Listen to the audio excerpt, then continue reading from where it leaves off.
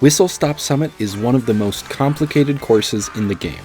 It has railings that automatically drive you down 50% of the course without needing to do anything. But at the same time, it has some of the hardest routes in the game.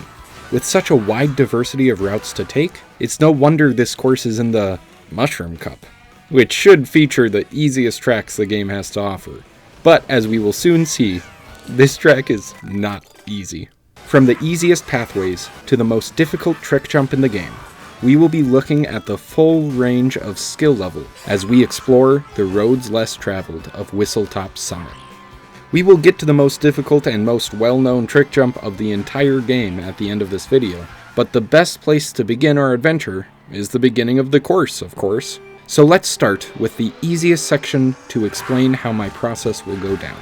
As we go through various shortcuts, like this mushroom cut through the grass, there are two main ways to see how fast it is. First is the ghost racing alongside us. This is our baseline, a time trial where I did the most basic pathways on the course. The baseline does not take shortcuts, it does not use mushrooms, but it does take corners as tight as possible, and it tries to be as fast as it can, taking the most basic route. You should think of it as the most standard bare-bones route a beginner would take. The second time indicator that you can use for reference is the time indicator that will display at the top of the screen. This will show how far ahead or how far behind our current route is compared to the baseline. And yes, I will be going through every route, even the terrible ones, like jumping onto this outside turn rail and then jumping back at the last second, losing 1.5 seconds just to, avoid the main route. Now, before we move on to the bridge section, there is this upper route on the left, and it is fairly difficult to get to it on the first lap of time trials, but it's completely possible and fairly easy if you start in the back or on the left of a versus race. So while my footage is showing me do it on lap 2, you could take this route on lap 1. The basic variation of this upper pathway saves 0.4 seconds, but we could do better.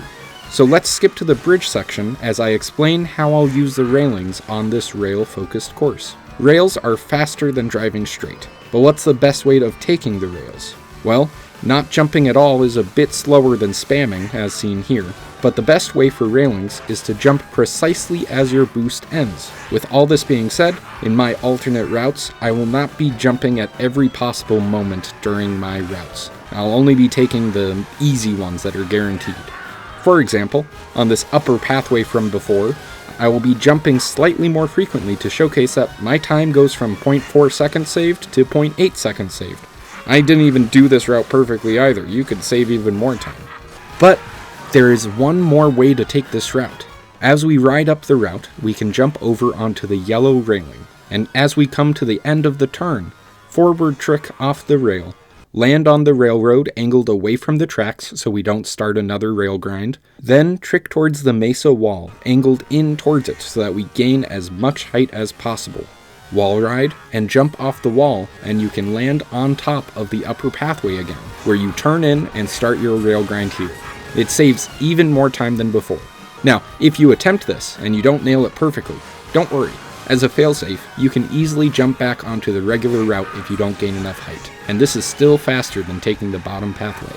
The many ways you can take this first section is a pattern we will see throughout the entire course, of having a basic non-rail option, a basic rail option, and then an even more advanced method where you combine railings, wall rides, and cutting corners to save even more time.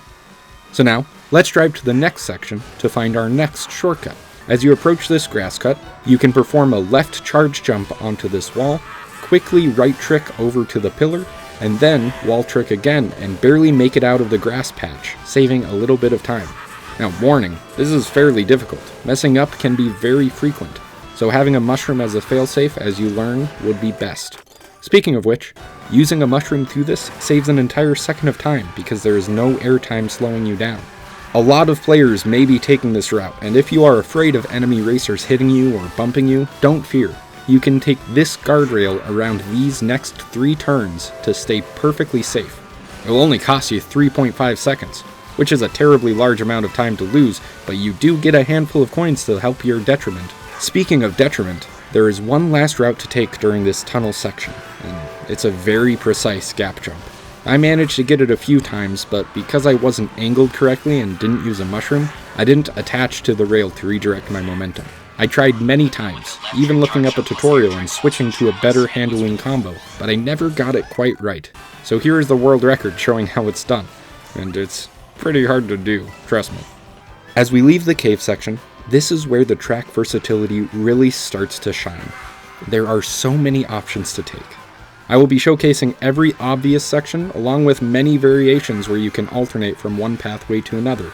But I bet I will miss a few variations. So if you find one that I don't explain, please let me know in the comments below.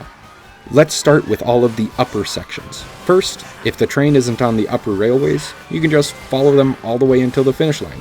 But because of the wide turn at the end, this path is fairly slow. One way we can speed it up is by taking the other upper section on the left. You can charge jump onto this railing, where you can then trick off the billboard and jump onto the train tracks. And assuming you don't jump onto the yellow railing here, this path is faster than the previous one. Now, let's do some variations of the upper pathways to make it even faster, mainly by cutting out the final turn that slows us down. As we come to the end of this straight section on this rail, perform a forward jump and land on the road below. And I wouldn't have believed it, but this route is exactly the same speed as just following the road below. So choose whichever path seems safer during your race. Before we continue with the upper path variations, I need to introduce this pipe. You can perform a charge jump onto it, neutral trick off of the end, and then use a mushroom as you land to go off the ramp, saving a tiny bit of time. But we can make this a bit cooler and faster by jumping onto it from the rail line above, and then using a mushroom just like before, saving even more time. And as you jump to it, if you miss the railing, this grass down on the left is in bounds, so you could save yourself with the mushroom that you would have used. Now, not to ruin our fun, but sometimes flashy isn't always fast. Instead of using the pipe, we could simply mushroom through the grass to save more time than any previous example here. But it's not cool. Finally, I had tried to do the pipe jump and then not use a mushroom, and it's slightly possible. But because you land on the rails above, the drift into the final corner is difficult, or you would have to drive into the grass. So it's not very fast, but hey, it doesn't use a mushroom. Now, our next route is on the right-hand side. You can charge jump onto this railing and then ride the line to the final turn of the course. But taking the route like this loses us time. Luckily, there's a better way to take it. We start on the upper railroad section and jump down to the bottom. There are two ways to jump down easily. If you are on the right rail, you can do a right jump off of it once you see the pipe below. Do air tricks to align yourself as needed. The other method is to get on the yellow guardrail and then do a forward jump off the end, and then align yourself as needed.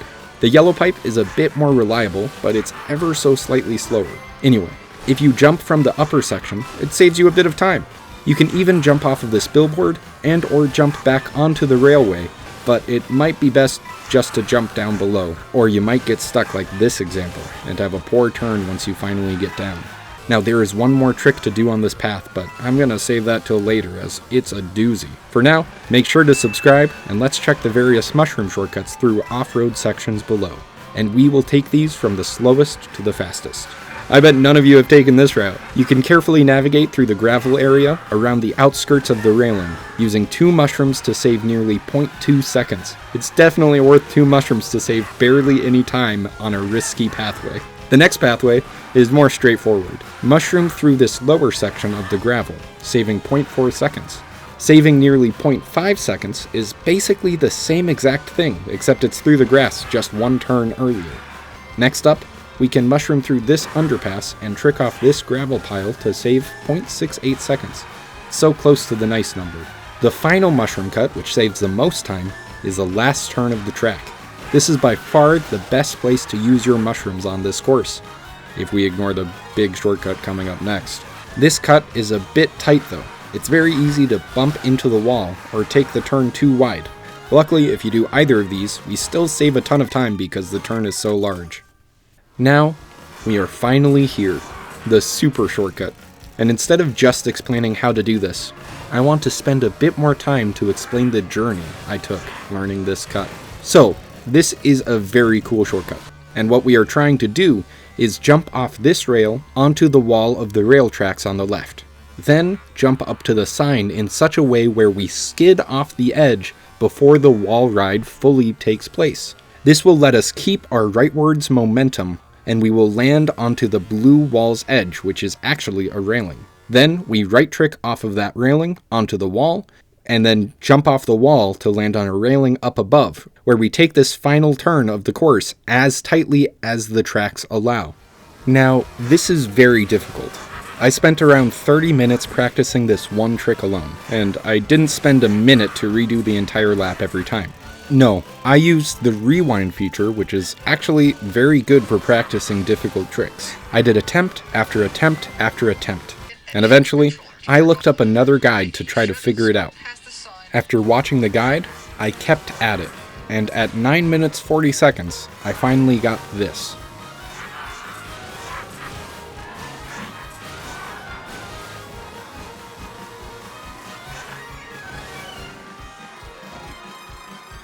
Only 9 minutes behind.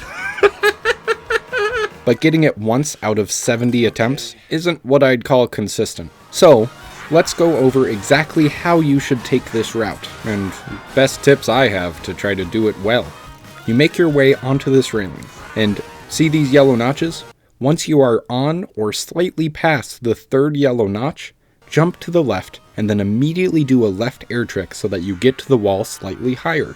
Don't jump off immediately, but you do need to right trick very quickly as you are almost going to disconnect from the wall. Then hold right on the stick as you land on the sign.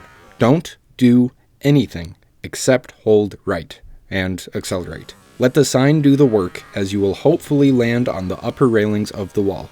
That's the challenging part, but it isn't over yet. At the end of the rail, right trick onto the wall. Then right trick and hold right to land on the next railing. The U-turn is fairly simple, and then you dismount at the end. Now that we've explained how to do it, let's continue the story with my next practice session, because getting the tricks once out of 70 tries, as I said, isn't good enough. During this set, I tried many times, probably more than before, and I almost nailed it one time in the middle, but I messed up the final jump up top. So, not good enough. And I had played this course so long for this video, I started to lose my mind to the same tune over and over again. And that's when this happened.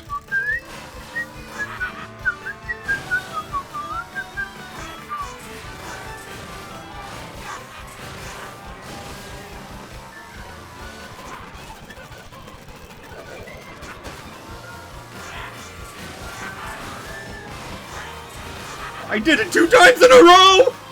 What? That excitement was real, twice in a row, and I went to set up for the three-peat, but that's when I learned that there is a timer in time trials. 10 minutes and you're done, I guess. But in order to get the exact time against my baseline, I need to do it first try. And hey, maybe I'm more consistent now and I will get it. So let's see.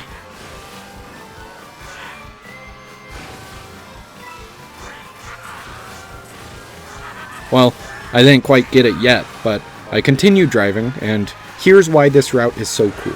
When you mess up, most of the time you have an easy opportunity to save yourself. And even with messing up the trick, you won't be slower than the baseline if you do. So while it's very difficult, the risk is fairly low. And if you practice this enough and you attempt it during your races, eventually this will happen.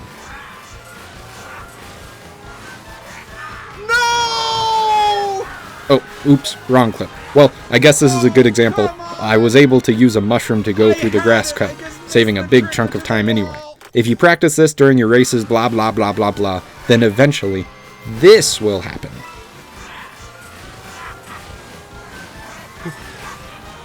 Oh, I did it! Oh my goodness! Yes! And you might not think that 2 seconds is a lot of time for what I just had to learn, but this is a 2-second skip that does not use a mushroom. That's not very common. Now, that was the last cut of this course. And I will admit, when I started recording this video, I wasn't a big fan of Whistlestop Summit. I knew its potential, but I just didn't really care. But after playing it for 3 hours, exploring the map and finding all routes of the course, I slowly realized something. This track is perfect for all players.